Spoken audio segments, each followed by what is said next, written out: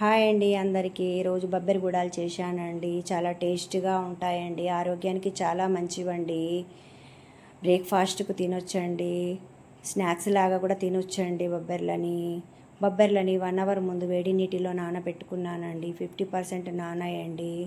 Stove పైన cooker పెట్టుకొని stove on చేసుకొని తగినంత ఆయిల్ వేసుకొని ఆవాలు జీలకర్ర వేసుకోవాలి. 7-8 ఉల్లిపాయలను దంచుకొని వేసుకోవాలి. పెద్ద సైజు ఆనియన్స్ ఒక 4 కట్ చేసుకోవాలి. ఆనియన్స్ ఎక్కువ ఉండాలండి, టేస్ట్గా ఉంటుందండి.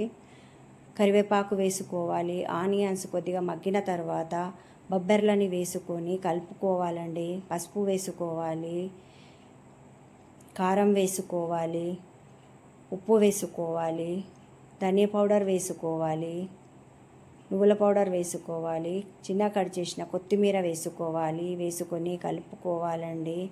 మూత పెట్టి ఆవిరికి కొద్దిగా ఉడకనిచ్చుకోవాలండి. మూత తీసి కలుపుకొని తగినన్ని వాటర్ వేసుకొని కలుపుకొని మూత పెట్టుకొని విజిల్ పెట్టుకోవాలి. 2 విజిల్స్ వచ్చంటే స్టవ్ ఆఫ్ చేసుకొని కుక్కర్ చల్లారిన తర్వాత మూత తీసి సర్వ్ చేసుకోవడమే. చూడండి ఎంత బాగున్నాయో, చూస్తేనే తినాలనిపిస్తుందండి. ట్రై చేసి చూడండి.